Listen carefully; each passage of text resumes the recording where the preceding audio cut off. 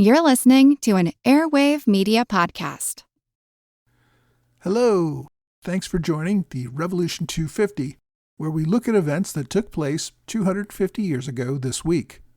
This is from the American Revolution podcast, but it's just a short midweek bonus episode to remind you about important anniversaries of the Revolution. This week, we remember the Conciliatory Resolution. In late February 1775, Parliament debated the Conciliatory Resolution. When we remember history, we tend to simplify things. In that simplification, we think that Parliament demanded colonial submission and was ready to go to war to compel the colonies. Of course, as is almost always the case, the politics of the matter was much more complicated. A great many members of Parliament sympathized with the colonists. There was a political group in Britain who called themselves the Whigs. In the 18th century, this wasn't really a formal political party like it is today, but it was those who came together under common political philosophies. The term Whig comes from the Scottish Whigamore, which essentially meant a naive person from the country. The closest we probably have to that term today is probably bumpkin. By the 18th century, it meant men who supported a constitutional monarchy and the basic rights of Englishmen. While they supported the king, they opposed absolute monarchy and believed government should be one of laws, not men. They supported a constitutional monarchy that limited the monarch's power. The Whigs believed that the colonists were entitled to the same rights as other Englishmen. Among the rights they held as inalienable was the right to be free of taxation without representation. That had been a big dispute of the English Civil War a century earlier and was a core belief ever since. Taxing colonies by a body in which they were not represented seemed to violate that principle. Beyond that, Whigs thought it would be a disaster to go to war with the colonies in an effort to crush them militarily, making them a conquered people who were not entitled to any rights and had to rely on the king's mercy for anything. As the war approached in early 1775, many Whigs hoped to avert this war by recognizing colonial rights. In February, Lord Chatham, who we also know as William Pitt, introduced legislation that would recognize colonial self-government. They would remain under the authority of the king, but their colonial legislatures would have the sole authority to legislate and tax the colonists. Pitt also proposed the removal of British regulars from Boston. He proposed a bill that assured colonists would not be taxed without consent, protected with jury trials in the colonies, and it would also repeal the Intolerable Acts. Pitt and many others in Parliament believed this was the only way to avoid a destructive war with the colonies. The majority of Parliament, however, disagreed.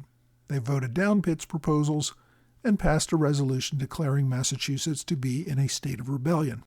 The majority of British leaders believed that the colonists needed a lesson in power, which meant use of the army to compel obedience.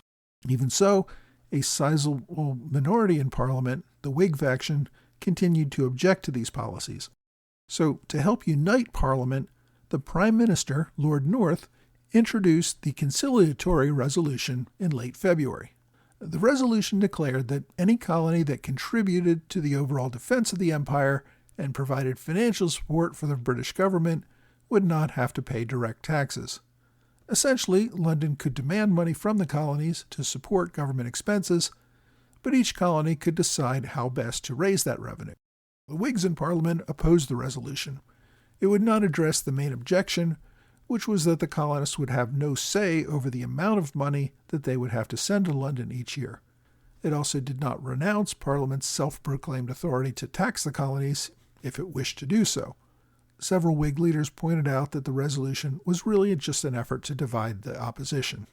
If its goal was to divide the opposition, it worked. Some moderates went along, believing that it addressed the main colonial objection that Britain could not impose direct taxes on the colonies. The resolution passed overwhelmingly with the support of over three-quarters of Parliament. Lord North, of course, was not looking for a real political compromise. He wanted to use this resolution as a way of proving to the Whigs that the colonies were not really concerned about direct taxation, that they truly wanted independence. North did not send the resolution to the Continental Congress. He viewed that body as an extra-legal organization with no actual authority. Britain did not want the colonies to unite and coordinate their bargaining power. It wanted to keep them separate. Therefore, North sent copies of the resolution to each colonial government. Of course, the conciliatory resolution turned out to be too little too late. By the time it arrived in the colonies, war had already broken out in Lexington and Concord. The Virginia House of Burgesses, which had been sent home by the royal governor, was permitted to reconvene in June to consider the resolution, and its members rejected it. Similarly, several states sent their copies to the Continental Congress. It received a copy from New Jersey in May. Congress formed a committee to consider it, and in July, Congress also rejected that proposal. The only colony that did accept the resolution was Nova Scotia. The colonial government there imposed an import duty to raise funds for Britain, and in response, Parliament exempted Nova Scotia from all other taxes and duties, other than some designed to regulate commerce. I hope you've enjoyed this look back at events 250 years ago, and please look for another one next week.